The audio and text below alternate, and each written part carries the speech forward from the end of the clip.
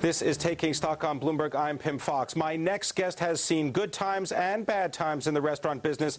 Now let's find out the health of the business, the restaurant business, with Donatella Arpaio, owner of Anthos, Mia Donna, and Kefi in New York, and Ethos in Miami. Eos. The goddess of dawn. Eos, the dawn, which is what we all need in the restaurant business, right? We How definitely is the business do. right now? It's been a tough year ever since October, ever since, the falling off the cliff of October. It's been tough, but I have to say in the past month, I think restaurants always brace themselves for August, and it's been so bad. We don't have any cushioning to begin with. We're like, oh my God, okay, now we have August.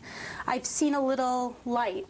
Is that because people don't have any money to actually go anywhere, so they've got to stay home? And as you said during the break, New Yorkers don't cook, so as a result, they're going out. We don't cook, and I think it's a combination. I think a lot of people are not traveling as much because of money, and I think New Yorkers are tired now of staying in and being afraid, and maybe there's a new way of operating in this economy, and a little bit of the fear is letting up, and people want to go out to eat. They want to get out. How we survive in New York. Socialize. Exactly. Talk about the business right now. Liquor, bar sales are always up in a bad economy. Well, break. All right. Well, tell me, what is the detail there? Are you noticing a trend? Yes, I think that people drink in a bad economy more so.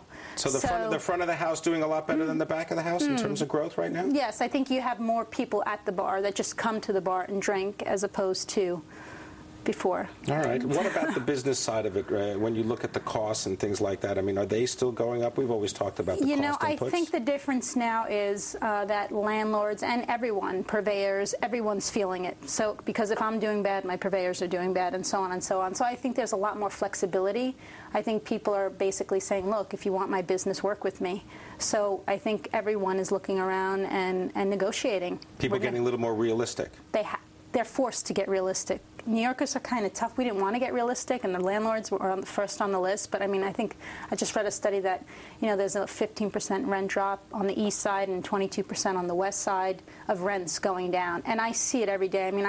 I always get emails from restaurant brokers, but now you have a slew of restaurants available for no key money.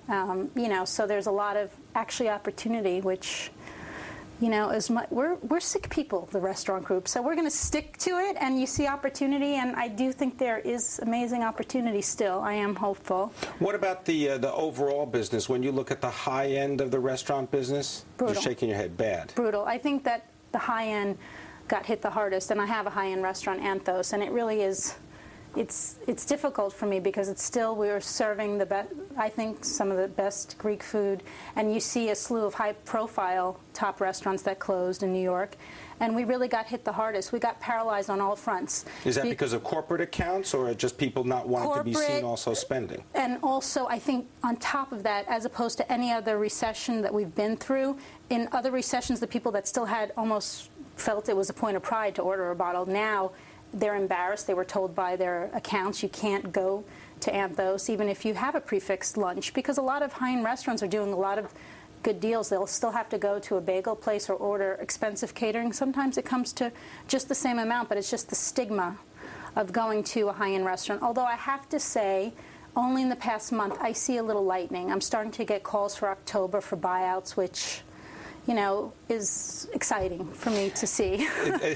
Just a little like sign my manager's like, going tell her I got a buyout, a corporate buyout. I'm like, really? Yes, so that's exciting. And, I think for those who survived, I'll say this, I don't think all of a sudden we're roaring. I think we're in for a long haul. I think we have a couple of tough years ahead of us. But it can't be as bad as last October. It cannot be as bad as last fall. I think it's got to be a little bit better. I really do. I'm telling myself that. You're going to believe it. You're going to believe it even if it turns... I'm going to believe it. All right, you're going to believe it. When you look right now at this sort of trade, whether it's dinner or lunch, are you seeing a split? It depends on the location and the restaurant. Anthos, for example, was high-end. It was a lunch focus, and we're seeing that coming back. Kefi, which is my restaurant on the Upper West Side, is an example of a restaurant that opened up in December and is thriving in this economy. So, there are restaurants that can thrive in this economy. It's the type of restaurant, the location, and so, yeah.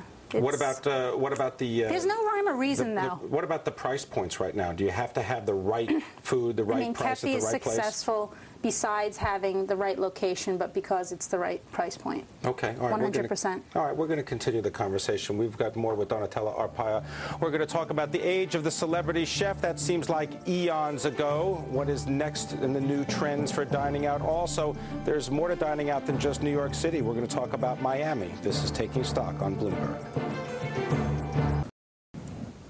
Donatella Arpaia is our guest. She is an influential force on the New York City dining scene. You have also seen her on The Next Iron Chef. Now, you also may have seen you in Miami, right? Because you've got a restaurant there. Yes, What's the temperature of the dining scene at EOS in Miami? Miami is so different from New York. It's a very fascinating city. It's more of a lifestyle scene city in terms of restaurants. Here, we're more food-focused. There, it's all about the scene and the environment. But I've gone to a couple of restaurants. I'm like, does anyone know that there's a recession going on? Because apparently, there are restaurants that are always, always packed, that it hasn't affected. There are pockets of restaurants. And I see people eating out more. But I also think it's because they felt the economy a year before New York did. So maybe they're coming out of it more. Well, when you talk about this, in terms of perception, it's all about diners' perception, too.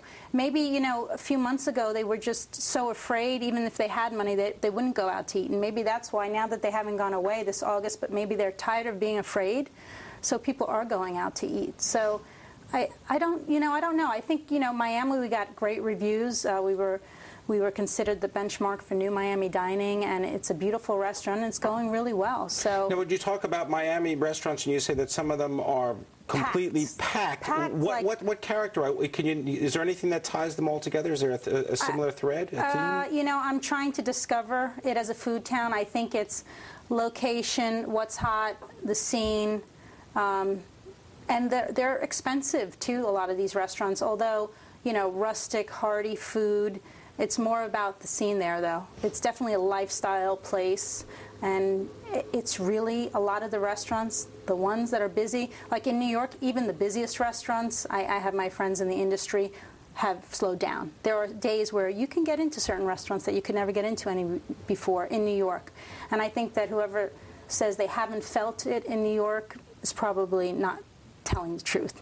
But in Miami, I could see that there's some places you're not going to get into. You're not going to get into. What about the age of the celebrity chef? Is that over? Is that sort of the, can we put that as the exclamation point to the last trend, or are we going to see more of this? I think, like everything else, there was an era of excess in everything, and I think a lot of that's going to pipe down a little bit. I think there's that notion of, the celebrity chef, when is he in his restaurant anymore? And I think that is going to, I think it's going to change. Do I think there's going to be another Bobby Flay and Mario Batali again? Not in the same magnitude. No, I don't think so. The way the era of the supermodel was, there are still supermodels today, but it's changed.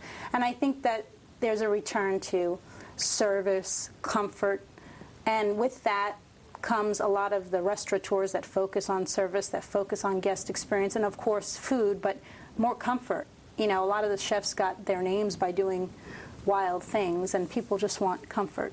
All right, well, today. And we take But comfort. no, it hasn't died. I mean, the Food Network and everything about the food world, people are obsessed with food. And well, we take comfort in the fact that things might be looking up in the restaurant business. I want to thank you very much, Donatella Arpaia. Thank you.